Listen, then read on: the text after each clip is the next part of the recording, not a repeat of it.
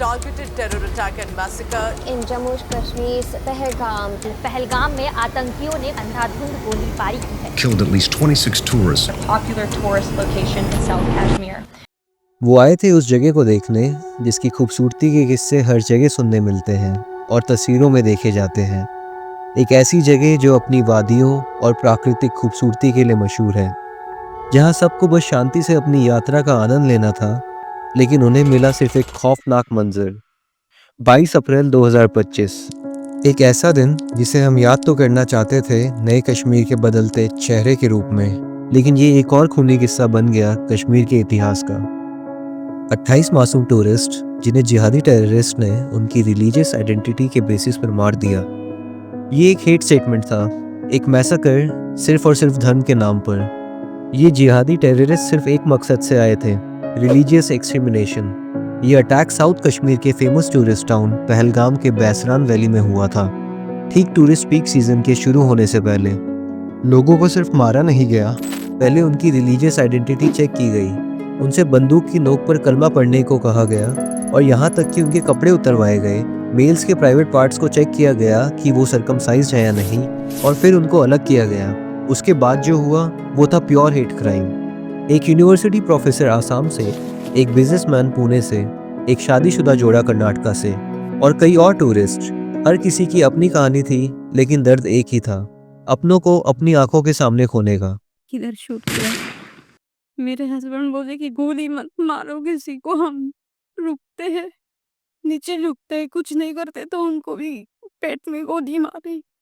फिर बाद में पूछा कि हिंदू कौन है, मुस्लिम कौन है। ये पहले भी सवाल किया था कि अलग होने के लिए, लेकिन किसी ने कुछ रिप्लाई नहीं किया था।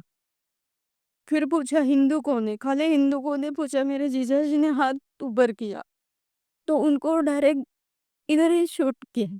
उनका पीछे का हिस्सा ऐसे पूरा खून खून नीचे आया हुआ था हमारे सामने ही।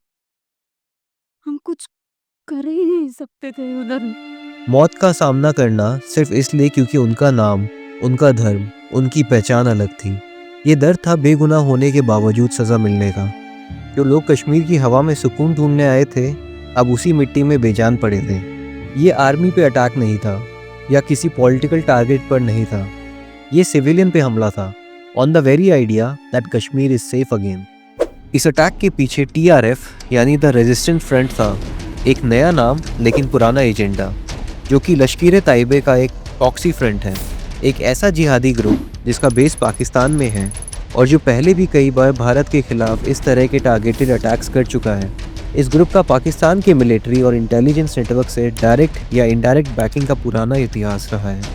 ये कोई अकेला इंसिडेंट नहीं था, ये एक लार्जर प्रॉक्सी वॉर का हिस्सा था, जिसमें पाकिस्तान अपने स्ट्रैटेजिक इंटरेस्ट के लिए कश्मीर में आग लगाता रहा है।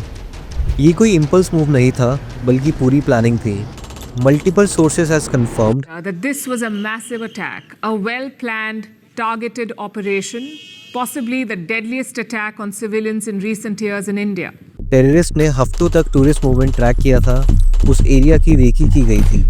अटैक हुआ अमरनाथ यात्रा के कुछ दिन पहले और राम कथा के दौरान, जो पहली बार कश्मीर में हो रही थी। ये बात सिर्फ एक अटैक की नहीं थी, ये एक सिंबल था। पहली बार कश्मीर में भारत की डाइवर्सिटी को दिखाने वाले कल्चरल और रिलीजियस इवेंट शांति से हो रहे थे। अलग अलग धर्मों के लोग एक साथ आ रहे थे, लेकिन ये चीज़ सेपरेटिस्ट और रेडिकल आउटफिट्स को हजम नहीं हुई।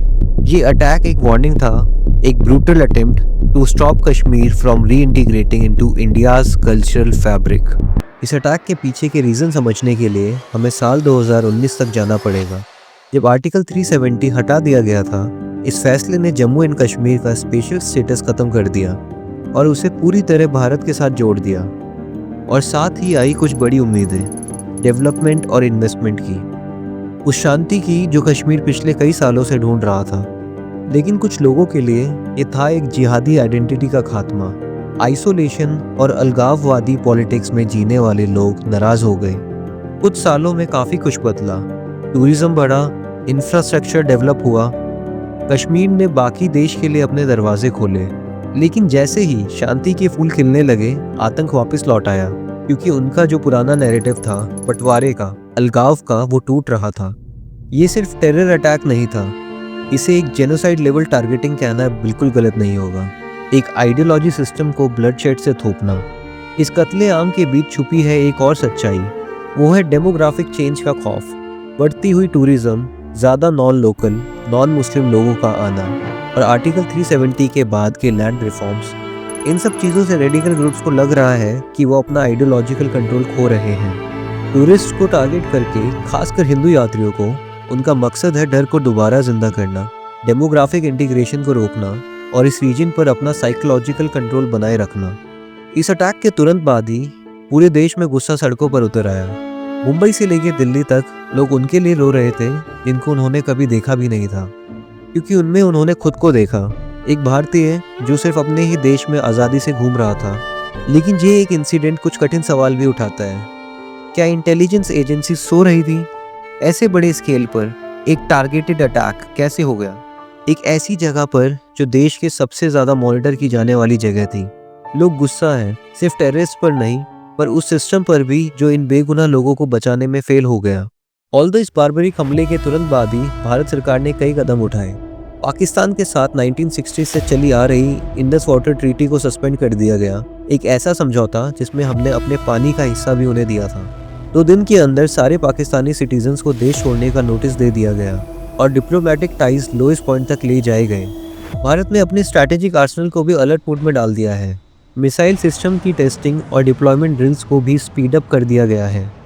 लेकिन एक सवाल ये भी उठता है, क्या इतना काफ़ी है? देश को ज़रूरत है एक वाइडर इकोनॉमिक और डिप्लोमेटिक एक्सक्लूजन की। हर उस देश, उस बिजनेस, उस मीडिया और उस पर्सन के खिलाफ जो डायरेक्टली या इनडायरेक्टली इस जिहादी इकोसिस्टम को ऑक्सीजन देता है, जो यहाँ बैठे तो हैं लेकिन नैरेटिव वहाँ का बोलते हैं। उन देशद्रोहियों को पहचानना और उनकी जड़ों को नष्ट करना एक इम्पॉर्टेंट पार्ट बन चुका है नेशनल इंटरेस्ट का। ये जंग सिर्फ बॉर्डर पर नहीं, हर आइडियोलॉजी फैक्ट्री में लड़नी होगी, जहाँ से ये जड़ शुरू होता है और पलता है। कश्मीर को बचाना ज़रूरी है, सिर्फ ज्योग्राफिकली नहीं पर स्पिरिचुअली भी। ये जगह ऐसी नहीं बनने देना चाहिए जहाँ सिर्फ एक ही बिलीफ सिस्टम हो। कश्मीर को उन लोगों के लिए भी अपना बनाना होगा जिनका ये हक था और है। ये पॉलिटिक्स का मुद्दा नहीं, ये है बेसिक ह्यूमैनिटी का। 26 लोग जो हमने खोए हैं, उनके लिए एक कमिटमेंट, न पीछे हटेंगे, न बंटवारा होने देंगे, न कश्मीर को अंधेरे में लौटने देंगे। उनके नाम ज़रूरी हैं, उनके सपने इंपॉर्टेंट हैं, उन्हें भूल के उन्हें दूसरी बार मत मारो। और अगर आपको ये वीडियो पसंद आई हो, आपने अगर कुछ इस वीडियो से सीखा हो, तो चुप मत रहिए, कमेंट कीजिए, शेयर कीजिए, आस्क फॉर जस्टिस, क्योंकि खामोशी सिर्फ दुश्मन की मदद करती है। Thanks for watching.